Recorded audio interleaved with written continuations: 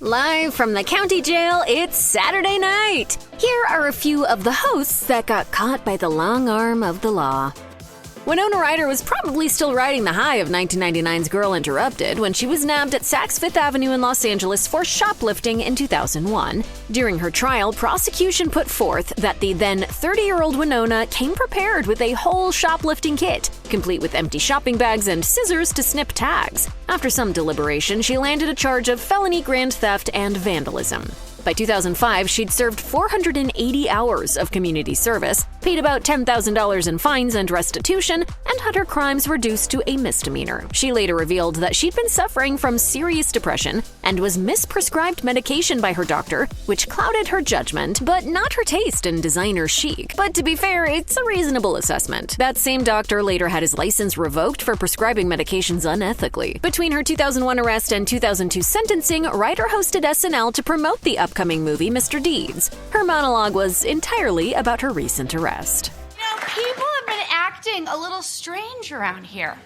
There's a lot of locking of doors and shifty eyes. Football star O.J. Simpson only hosted SNL once in 1978. It was many years before he'd make an impact in the Naked Gun movies, but he'd had a bit of a screen presence in movies like The Towering Inferno, a few TV movies, and memorable commercials. His crimes are no secret, and his trial for the 1994 murder of Ron Goldman and Nicole Brown Simpson was the most notable celebrity trial of the 20th century. But the thing that finally brought him down for good was a 2007 burglary in Las Vegas. Simpson and a few armed accomplices allegedly broke into a Las Vegas hotel room to steal back some sports memorabilia that he said was stolen from him. Ultimately, Simpson was sentenced to 33 years in prison for the felony charges he'd assembled, but he was out on parole by 2017.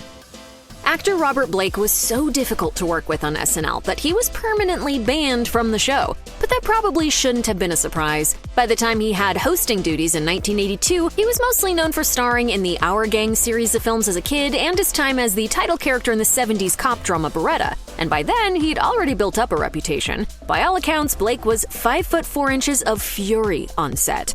According to Far Out magazine, SNL writer David Sheffield recalled Blake crumpling up a script and chucking it at actor Gary Kroger's head during rehearsals. In a stunning coincidence, Kroger himself reported on Facebook that he was dining at Vitello's in 2001 next to Blake and his wife of 6 months, Bonnie Lee Bakley, on the night that Bakley was murdered a block away, allegedly by Blake. According to Blake's testimony, he'd returned to the restaurant to retrieve a gun he'd left behind, and when he returned to his car, he found Bakley had been shot in the head. Blake was charged with murder and both solicitation and conspiracy to commit murder when 2 retired stuntmen both came forward with the same story. Blake had tried to hire them to kill his wife. After a year in jail, Blake was bailed out at a cost of $1.5 million, and by 2005 he was acquitted of all charges. He did not testify, but there wasn't enough evidence to pin the murder on Blake himself. But in late 2005, he was found guilty of her wrongful death in a civil case related to the murder and ordered to pay $30 million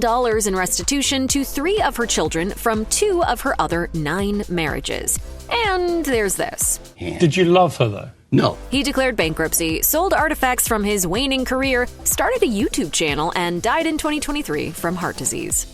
Most modern movie fans know Jonathan Majors for his 2023 role as Kang the Conqueror in the Marvel Cinematic Universe, but he was already hosting SNL in late 2021, while his starring vehicle, The Harder They Fall, was still new to Netflix, and 2020's Da 5 Bloods was still fresh in critics' minds. By all accounts, Majors was poised to be a major Marvel villain and catapult his career to even greater heights, but it all came crashing down in March 2023 when he placed a 911 call. He claimed that after a previous domestic dispute that led to him spending a night in a hotel, he came home to find that his girlfriend Grace Jabari was unresponsive. Majors was arrested under suspicion of domestic abuse, but denied responsibility. He was dropped by his agency, disinvited from the Met Gala, kicked out of the MCU, and had multiple projects and commercials canceled as other women came forward with accusations dating back to 2013. Ultimately, Majors was convicted of reckless assault and harassment and required to complete a year of probation as well as a domestic violence prevention program.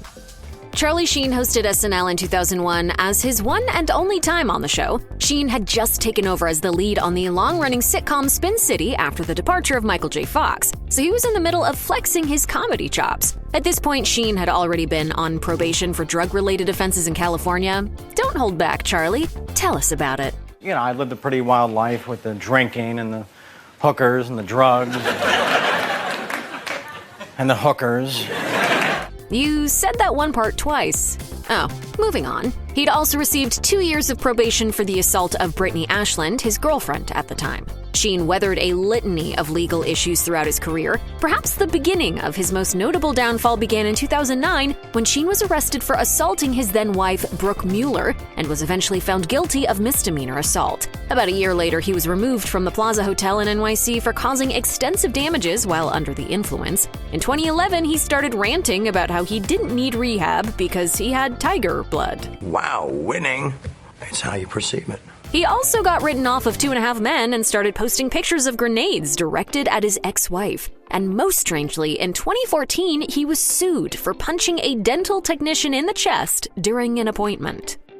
Justin Timberlake has appeared on SNL more times than you can count, with multiple turns at hosting, performing as a musical guest, and even showing up in unannounced cameos.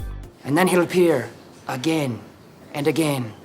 Many times a year. Won't that lessen the excitement, though, each time? Unlike many of the people on this list, Timberlake had a pretty squeaky clean reputation until June 2024, when he was pulled over in Sag Harbor, New York for erratic driving after failing to stop at a stop sign and drifting into the wrong lane. Timberlake contended that he was not drunk, a claim corroborated by the hotel he'd recently left, but the arresting officer noted that he'd failed his field sobriety tests and smelled of alcohol, and refused a breathalyzer test. By the end of 2024, Timberlake pled guilty to non-criminal driving while impaired, had his New York driver's license suspended, and agreed to 25 hours of community service, a $760 fine, and to make a drunk driving PSA. Kiefer Sutherland hosted SNL only once in 1991, and while he was a household name, he didn't seem to be doing anything too big at the time, unless you count Chicago Joe and the Showgirl or Young Guns 2 as blockbusters. Critics weren't even into Flatliners, which wouldn't become a cult film for a number of years. His hosting duties were bookended by a couple of DUI charges. The first arrest happened in 1989 when he faced charges of DUI and carrying a concealed weapon, but the weapons charges were later dropped. In 1993, he faced similar charges again and was sentenced to 200 hours of community service. It happened again in 2004, which got him 5 years of probation, and again in 2000 when he finally ended up in jail for 48 days, which he'd later talk about on Letterman.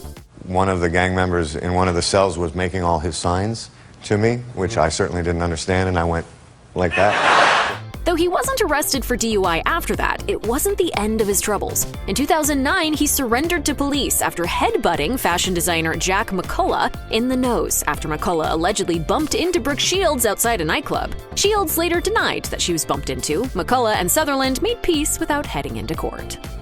Rapper Snoop Dogg was a musical guest on SNL 3 times before he hosted in 2004, which was his final appearance on the show. He came with an extensive rap sheet, which was no secret. His serious run-ins with the law began in 1989, right after high school, when he began to have periods in prison due to felony drug charges. In 1993, he was pulled over and caught with a handgun, resulting in 3 years of probation, a $1,000 fine, 800 hours of community service, and had to record 3 gun safety PSAs. Less serious marijuana charges showed up throughout his history, but the most serious charge also happened in August of 1993, when he was charged with murder for a gang-related shooting. Allegedly, Snoop was only driving the car when his bodyguard shot Philip Wilder-Merriam, but both men were acquitted in 1996. At various points, Snoop was banned from entering the UK, Australia, and Norway. Snoop himself declared that he'd never return to Sweden after being detained for drug use, even though there was no definitive proof that he'd used drugs while in the country. He's been arrested at airports at least 3 times for vandalism, possession of a police baton, and possession of marijuana and a firearm.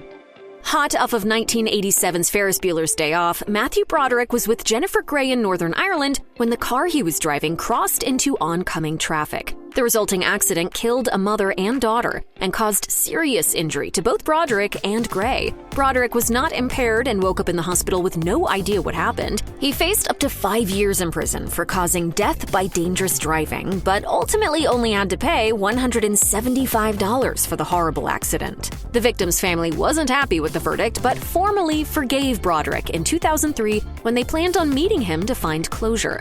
The meeting never happened, and a later Super Bowl commercial for Honda was deemed to be in very poor taste. Broderick went on to host SNL about a year after the accident, but Gray has said that she's never been the same after that day, telling people that the experience destroyed her ambition and fearlessness, effectively derailing her career. When Justin Bieber showed up on SNL in 2013, he was pulling double duty as both host and musical guest. But it was his 4th time on the show, where he'd previously appeared in a couple of cameos and as a musical guest only. His hosting duties were only a few months before a notable arrest for a DUI in Miami, after failing a field sobriety test, driving without a license, and assaulting an officer. 2014 was a rough year for the Biebs. He actually had to face consequences when he was ordered to pay $80,000 in damages after egging a neighbor's house, and sentenced to anger management courses alongside 2 years probation. He also crashed his ATV into a minivan in Ontario that year, resulting in assault charges. To his credit, he was only 19 at the time of most of these run-ins with the law, and he's since expressed remorse and kept himself pretty drama-free. Most people forget that Robert Downey Jr. was actually an SNL cast member for a brief period during the show's 11th season. An odd period that also saw Randy Quaid, Joan Cusack, Damon Wayans, and Anthony Michael Hall as single-season core cast members. That was 1986. It wasn't until 1996 when things truly started falling apart, though he acknowledges that drug addiction ended his 8-year relationship with former partner Sarah Jessica Parker in 1991. He hadn't been in a notable movie since 1992's Chaplin, when he was pulled over and detained for drug and gun possession, but only had to deal with probation for the offenses. His first stop in jail lasted 4 months after skipping a drug test in 1997. He didn't yet learn his lesson, and in 1999 he was sentenced to 3 years in prison for skipping another drug test, though he served under a year. And then just 4 months after his release, he was again nabbed for drug possession, but was able to avoid more jail time. By this time, he'd already landed a role on the ongoing series Ally McBeal, but they quickly wrote him off of the show after the 2001 arrest. After entering rehab, Downey has proven himself to be one of Hollywood's best recoveries. He's been sober since 2003 and staged an incredible career comeback.